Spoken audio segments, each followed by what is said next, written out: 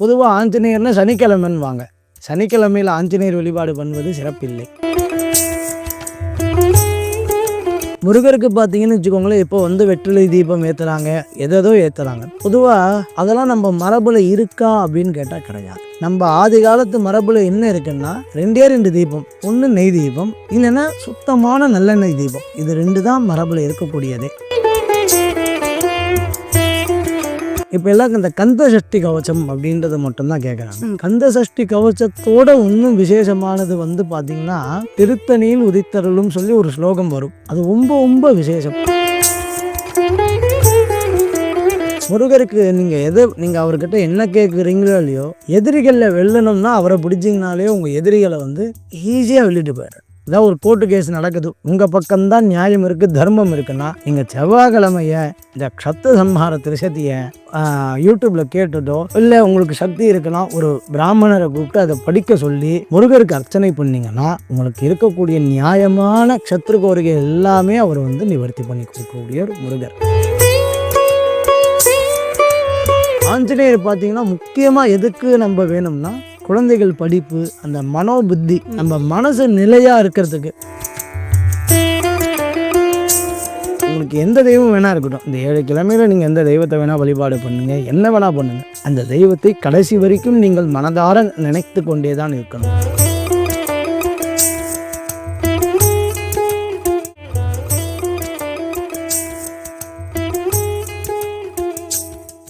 So திங்கட்கிழமை சிவபெருமானின் வழிபாடு சிறப்பானது அப்படின்னு ஒரு அற்புதமான விளக்கம் கொடுத்துருந்தீங்க. அடுத்து பார்த்தீங்கன்னா செவ்வாய்க்கிழமை சார். ஸோ செவ்வாய்க்கிழமை எந்த கடவுளோட வழிபாடு எடுத்துக்கிட்டால் நம்ம வீட்டில் எப்போவுமே சுபிட்சங்கள் நிறைந்து சுபமாக இருக்கும்? கண்டிப்பாக மேம். பொதுவாக செவ்வாய்க்கிழமை அப்படின்னு எடுத்துக்கிட்டா, இப்போ இருக்கிற காலத்தில் முருகர் தான் பிரதானமாக இருக்கு. கண்டிப்பாக. பொதுவாக செவ்வாய்க்கு ஒரு கிழமைக்கு ஒரு அதிபதி, அதன் பேஸில் வந்து தெய்வ வழிபாடு பண்ணுறது ஒரு கேட்டகரி இருக்குது. இப்போ வந்து திங்கட்கிழமை அப்படின்னு எடுத்துக்கிட்டிங்கன்னா சந்திரன், அப்போ திங்கட்கிழமைக்கு அம்பாள் தானே வரணும், அப்போ ஏன் நம்ம சிவன் போகணும்னு அடுத்த ஒரு கேள்வி வரும். அப்போது சந்திரன் பார்த்திங்கன்னா வந்து அம்பாலும் வழிபடலாம், சந்திரனையும் வழிபடலாம். ஏன்னா சந்திரன் யார் தலையில் இருக்கார்? சிவனோட இதில் தான் இருக்கு. அப்போது இப்போ இருக்கிற நடைமுறையில் எப்படின்னு பார்த்தீங்கன்னா எல்லாத்தையும் குழப்பிக்கிறாங்க. செவ்வாய்க்கிழமையில் முருகர் வழிபாடு பண்ணுறது தவறு கிடையாது. முருகரோட இன்னொரு சக்தி வாய்ந்த தெய்வ வழிபாடும் இருக்குது, அதுதான் ஆஞ்சநேயர். ஓகே. அதே சமயத்தில் பொதுவாக ஆஞ்சநேயர்னா சனிக்கிழமைன்னுவாங்க. சனிக்கிழமையில் ஆஞ்சநேயர் வழிபாடு பண்ணுவது சிறப்பில்லை. ஆஞ்சநேயருக்கு 2 கிழமை உகந்தது. ஒன்று செவ்வாய்க்கிழமை பண்ணலாம், இல்லைன்னா வியாழக்கிழமை. ஆனால் வியாழக்கிழமை வந்து மகான்களுக்கு உண்டான கிழமைகள், அதை நம்ம அடுத்தது பார்ப்போம். இப்போ வந்து செவ்வாய்க்கிழமையில் இப்போ இருக்கிற நடைமுறையில் 2 தெய்வத்தை வேணால் நம்ம பார்க்கலாம். இப்போ காமனாக முருகர் ஒருத்தர் இருக்கார், அடுத்தது நான் சொன்ன மாதிரி சக்தி வாய்ந்த இந்த ஆஞ்சநேயரும் நம்ம 2 தெய்வமாக இதில் வந்து நம்ம பார்க்கலாம் மேம். பொதுவாக முருகருக்கு பார்த்தீங்கன்னு வச்சுக்கோங்களேன், இப்போ வந்து வெற்றிலை தீபம் ஏற்றுறாங்க, எதேதோ ஏற்றுறாங்க. பொதுவாக அதெல்லாம் நம்ம மரபில் இருக்கா அப்படின்னு கேட்டால் கிடையாது. நம்ம ஆதி காலத்து மரபில் என்ன இருக்குன்னா 2 தீபம். ஒன்று நெய் தீபம், இல்லைன்னா சுத்தமான நல்லெண்ணெய் தீபம். இது 2 தான் மரபில் இருக்கக்கூடியதே. வேறு எந்த தீபங்களும் எதுலேயுமே சொல்லப்பட்டதே கிடையாது.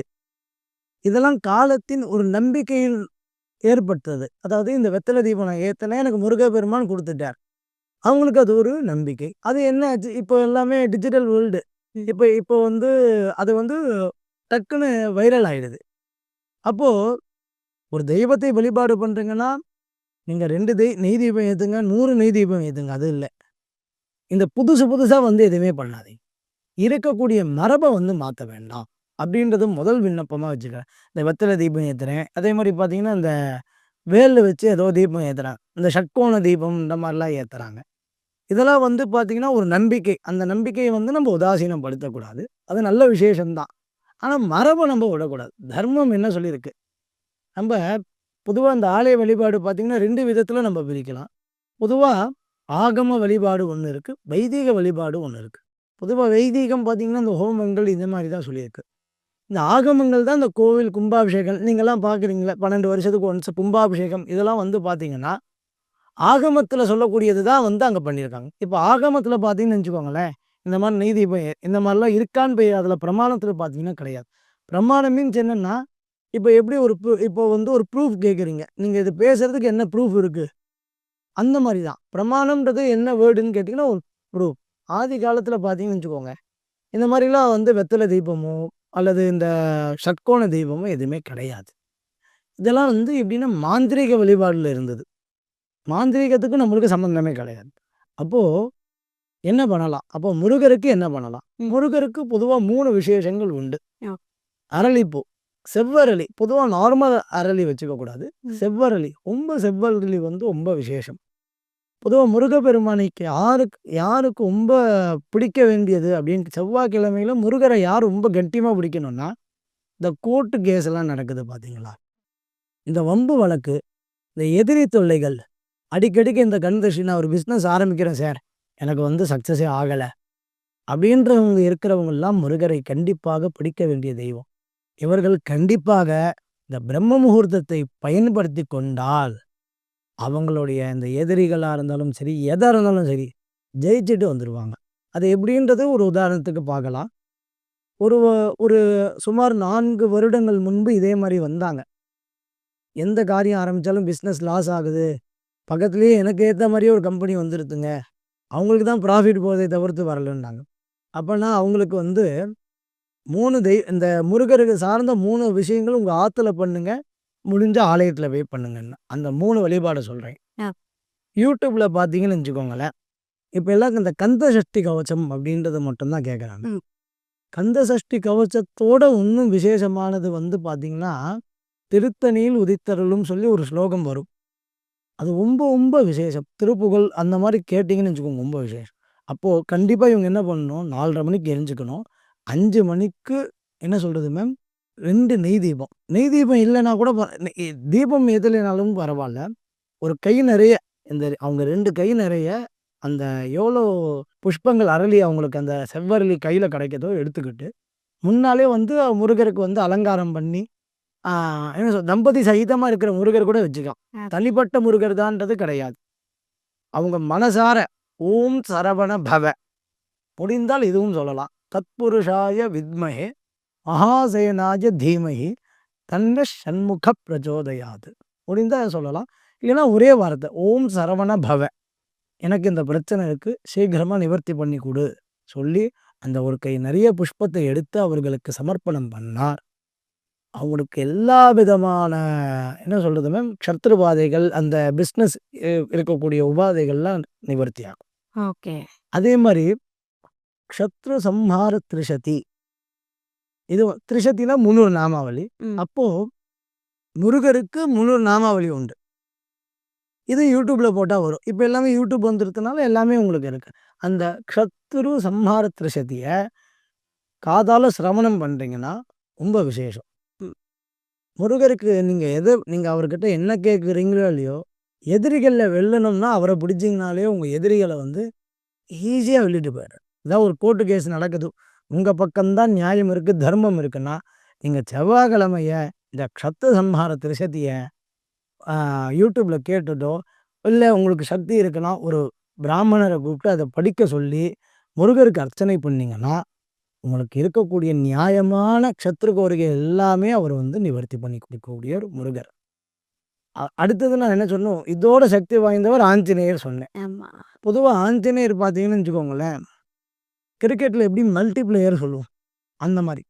அவருக்கு ஒரு ஸ்லோகமே உண்டு. "அசாத்திய சாதக சுவாமின் அசாத்தியம் தவ கிம்பத. ராமதூத கிருபா சிந்தோ மத்காரியம் சாதை பிரபு." இந்த ஸ்லோகத்திலே அவர் என்ன சொல்லிட்டார், எனக்கு அதாவது இந்த ஸ்லோகத்தை உருவாக்குனவங்க, அவருக்கு இல்லாத சாத்தியங்களே கிடையாது. அசாத்திய சாதகர்.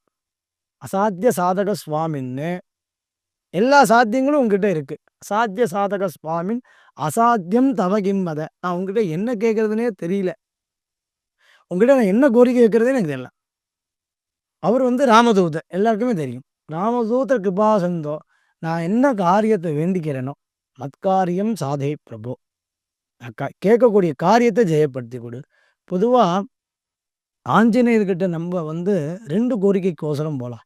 எல்லாருமே வந்து ஆஞ்சநேயர்கிட்ட என்ன பண்ணுவாங்க, இப்ப இந்த காலத்தில பார்த்தீங்கன்னா, இந்த வெற்றிலை மாலை போடுறது, இதெல்லாம் பண்ணுவாங்க. அதெல்லாம் போடவே வேண்டாம். இல்லத்தில வந்து ஒரே ஒரு துளசி எடுத்துக்கிட்டு, ஜெய் ஸ்ரீராம், வாயுபுத்ராய நமஹ ஆஞ்சநேயாய நமஹ என்ன காரியம் நடக்கணும். இப்போ எல்லாருமே ஆஞ்சநேயர்கிட்ட திருமணத்துக்கோசரம் சில பேர் பரிகாரம் சொல்லுவாங்க. அவர்கிட்ட ஆஞ்சநேயர்கிட்ட திருமணம் சார்ந்த பரிகாரங்கள் போனால் நடக்காது. என்ன காரணம்னா அவருக்கு இல்லற வாழ்க்கையே பிடிக்காது. அப்போ அவர்கிட்ட போயிட்டு நம்ம இல்லற வாழ்க்கையை பற்றி கேட்டால் எப்படி கொடுப்பேன்? பலத்தை கொடு. அப்போ ஆஞ்சநேயர்கிட்ட படிக்கக்கூடிய பசங்க இருக்காங்க தெரியுங்களா? புத்தி, மனோபுத்தி, அவங்க ஸ்திரமான புத்தியை கொடுப்பார். அதே மாதிரி பார்த்தீங்கன்னா பரீட்சையில் ஜெயமாகணுமா, இப்போ எல்லாம் பரீட்சைக்கு போனான்னு வச்சுக்கோங்களேன், ஹயக்ரீவரை படிக்கிறாங்க, இல்லைன்னா சரஸ்வதி தேவியை வழிபாடுறாங்க. ஆனால் கூட இவரையும் சேர்த்து நீங்கள் வழிபட்டு பாருங்கள், பரீட்சையில் ஜெயமாகுவாங்க. இந்த வருஷம் +2ல் வந்து 10th வந்து அவங்களுடைய மார்க்கு வந்து அவங்க பேர் சொல்ல விரும்பலை. அவங்களுடைய மார்க்கு வெறும் பார்த்தீங்கன்னா 10th 500க்கு வெறும் 400. அவங்களோட எய்ம் டாக்டர் ஆகணுன்றது. அப்போ +2ல் கட் ஆஃப் வச்சு தான் நீட்டு இதெல்லாம் வரணும். அவங்கக்கிட்ட நான் இந்த ஆஞ்சநேயர் வழிபாடு சொல்கிறேன். ஏன்னா அவங்க புத்தி கொஞ்சம் ஸ்திரம் இல்லாமல் இருக்குது. அவங்க புத்தியை சரிப்படுத்தணுன்னா இவரை வேணும். அவங்க வந்து ஃபஸ்ட் கிளாஸ், +2ல் 600க்கு 595. அந்த ஸ்கூல்லையும் இவங்க தான் ஃபஸ்ட்டு. அதுவும் இல்லாமல் நீட்லேயும் 700 ஏதோ சம்திங்கில் 69 நல்லா கட் ஆஃப் 690. இப்போ அவங்க கவர்மெண்டில் இதில் கோட்டாவில் வந்தாச்சு அவங்க. ஓகே. அப்போது ஆஞ்சநேயர் பார்த்தீங்கன்னா முக்கியமாக எதுக்கு நம்ம வேணும்னா குழந்தைகள் படிப்பு, அந்த மனோபுத்தி, நம்ம மனசு நிலையாக இருக்கிறதுக்கு. இப்போது அதான் சொன்னேன் தெரியுங்களா, இப்போது அந்த சிவபெருமானுக்கு நம்ம இங்கே போனால் வழிபாட்டு பண்ணால் நம்ம இந்த புத்தியெல்லாம் தோணுன்னுவோம். ஒரு தெய்வ வழிபாடு பண்ணுறப்போ யாரை கூப்பிடணுமோ இல்லையோ, ஆஞ்சநேயன் கூடயே வா, ஸ்திரமான புத்தியை கூட நம்ம வேண்டிக்கிட்டு போகணும். அப்போ நம்ம இல்லத்தில் வழிபாடு பண்ணுறப்போ கூட 2 தெய்வத்தை வழிபாடு பண்ணிவிட்டு இவரையும் வழிபாடு பண்ணுறது உச்சிதம் நான் சொல்லுவேன். இப்போ திங்கட்கிழமை நீங்கள் ஒரு சிவபெருமான் வழிபாடு சொன்னேன். அப்போ என்ன பண்ணணும்? பிள்ளையாரப்பா விக்னம் இல்லாமல் நல்லபடியாக நடத்து இந்த காரியத்தை. இந்த காரியத்தை நல்லபடியாக வேறு எந்த சிந்தனையும் இல்லாமல் நல்லபடியாக இந்த புத்தியோடு நீ நடத்து. யாருக்கிட்ட? ஆஞ்சநேயர்கிட்ட நம்ம ரெக்வஸ்ட் பண்ணி நம்ம என்ன சொல்கிறது மேம் போகலாம்.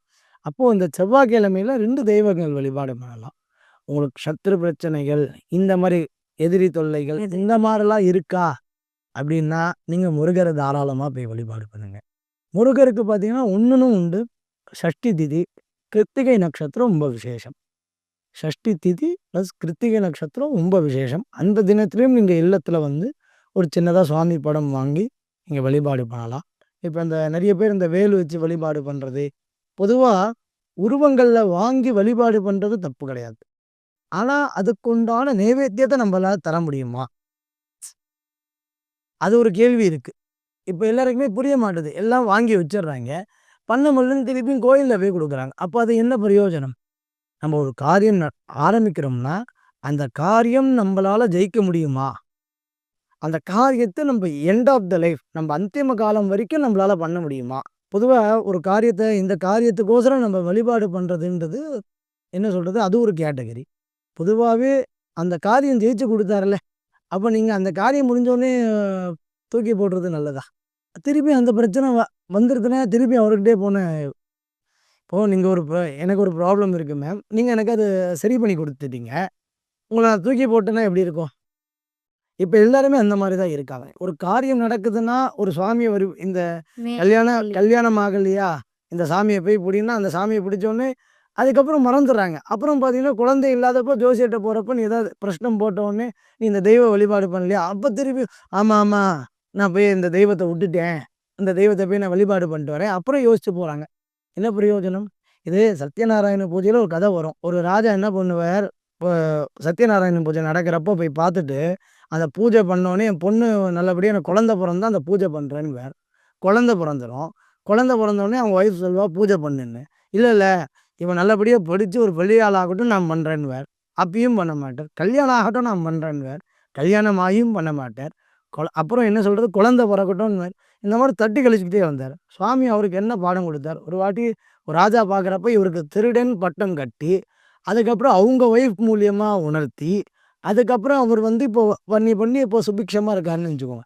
அப்போது ஒரு தெய்வம், உங்களுக்கு எந்த தெய்வம் வேணால் இருக்கட்டும், இந்த 7 கிழமையில் நீங்கள் எந்த தெய்வத்தை வேணால் வழிபாடு பண்ணுங்கள், என்ன வேணால் பண்ணுங்கள், அந்த தெய்வத்தை கடைசி வரைக்கும் நீங்கள் மனதார நினைத்து கொண்டே தான் இருக்கணும். இந்த கிழமையில் நீங்கள் பண்ணணுன்றதா ரூலே கிடையாது. இப்போ முருகரை நீ செவ்வாய்க்கிழமை தான் பண்ணுன்னு நான் சொல்ல வரல. ஆனால் உங்களுக்கு அந்த காரியத்தை அவர் நடத்தி கொடுத்தாருல்ல. அப்போ என்ன நீங்கள் போகிறப்ப வீட்டிலேருந்து என்ன சொல்கிறது, வீட்டிலேருந்து கிளம்புறீங்க. இன்னைக்கு உங்களுக்கு எந்த தெய்வம் பிடிக்குதோ, இப்போ திங்கக்கிழமையில நீங்கள் சிவனை வழிபடுறீங்களா, அப்போ வாரத்தில் 7 நாள் ஓம் நம சிவாயா. இப்போ எல்லாருமே பேசுகிறப்ப என்ன ஹாய் ஹலோன்றீங்க, அது மாற்றிக்கோங்க. அந்த மரபை மாற்றிக்கோங்க. இப்போ எல்லாருமே ஹாய் ஹலோன்றீங்க, அப்போ நீங்கள் திங்கக்கிழமையில் சிவனை வழிபாடுறீங்க. ஓம் நம சிவாய சொல்லுங்க ஐயா, சொல்லுங்கள் மேம், சொல்கிறதுல என்ன இருக்குது. அப்போ உங்களுக்கு என்ன இன்னொரு பலமும் கிடைக்குது. இப்போது இன்றைக்கி செவ்வாய்க்கிழமையில் இந்த முருகரை வழிபாடு பண்ணுங்கன்னு நான் சொல்கிறேன். நீங்கள் வந்து வணக்கம் சார்ன்றோம், ஓம் ஓம் சரவண பவன் சொல்லுங்கள். அப்போது உங்களுக்கு தெய்வம் முன்னும் முன்னும் நிறைய தரும். இல்லைன்னா ஆஞ்சநேயாய நமஹ சொல்லுங்கள், ஜெய் ஸ்ரீராம் சொல்லுங்களேன். அந்த மரபெல்லாம் நம்ம இப்போ மாறிட்டோமே. அப்போது நீங்கள் சொல்ல சொல்ல தெய்வத்தோட சாநித்தியம் உங்களுக்குள்ளேயே நிறைய வரும் அப்படின்றது தான். அப்போ என்ன, முருகரையும் தாராளமாக வழிபடணும்.